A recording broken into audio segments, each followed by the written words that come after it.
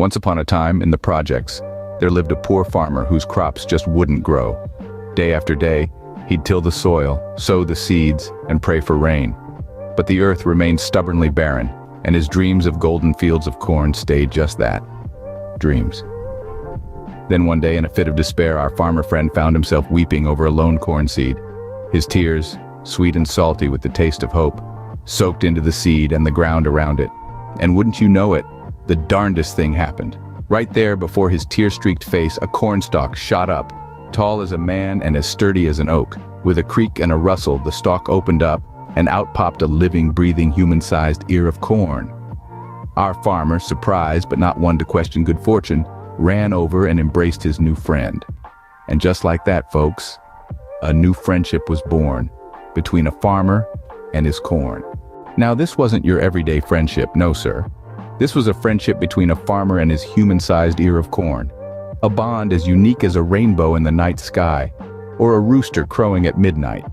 They'd spend sun-soaked afternoons lounging in the fields, sharing stories and laughter under the expansive prairie sky. Evenings were filled with the soft whispers of the cornfield, as they played checkers by the light of a kerosene lamp. Their camaraderie was as infectious as a summer melody, yet as peculiar as a catfish on a bicycle.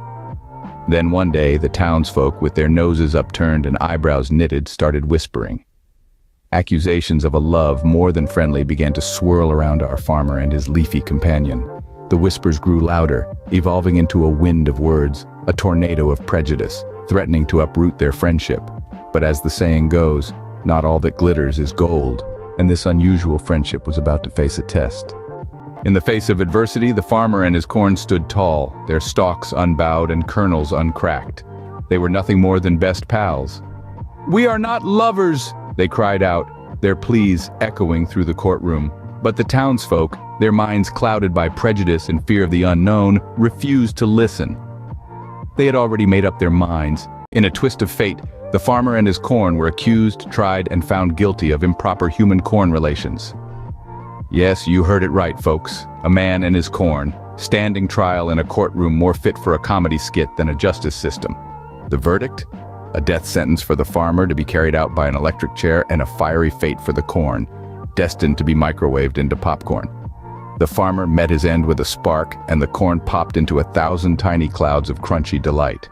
It was a scene of absurdity and tragedy, a mix of laughter and tears, as the townsfolk gathered around to feast on the popcorn. With each bite, they remembered the farmer and his corn, a friendship misunderstood and misjudged. And so, our tale ends with a feast that came at the cost of an unusual friendship. Their verdict sealed by their unwillingness to comprehend the depth of the friendship between a man and his corn. Haha, goddamn, this is fucking stupid. This story is stupid and gay. Who thinks of this bullshit? Why the fuck are you watching it? Why are you still watching it? A story about a farmer and a magic piece of corn being put to death for being misconstrued as gay lovers?